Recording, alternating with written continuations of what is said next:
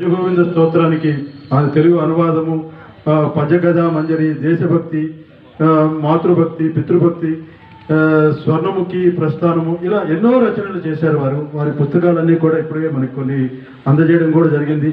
ఇలాంటి మహోన్నతమైనటువంటి వ్యక్తిని మనం ఈరోజు ఇక్కడ కూర్చొని వారి ఉపన్యాసం విన్న వారందరూ కూడా ధన్యులు. ఇంకా మనకి ఒక అవకాశం ఉంటే వారిని ఒక ప్రత్యేక సందర్భంలో ఎప్పుడైనా ఒక శుక్ర, శని, ఆదివారం 3 రోజులుగా ప్లాన్ చేసి ఒక మంచి ప్రవచన కార్యక్రమం ఏర్పాటు చేయాలని ఒక ఆలోచన కలిగింది ఈరోజు. అవునా? ఓకే ఓకే ఓకే సరే, ఓకే సార్. ఆ పద్యాలు అద్భుతంగా విన్నాము, చాలా చాలా శ్రవణానందంగా. ఆప్యానందరాయ సర్వస్తోమోతిరాష్ట్రముత్తవగద్భవత్ సర్వస్యాప్యే సర్వస్యేచ్చై సర్వమేవ తేన ఆత్మోతి సర్వం జయతే. శతమానం భవతి శతాయు పురుషశతేంద్రియ ఆయుష్యేవేంద్రియే ప్రతిష్టతి. ఆయురారోగ్యైశ్వర్యాభివృద్ధిరస్తు.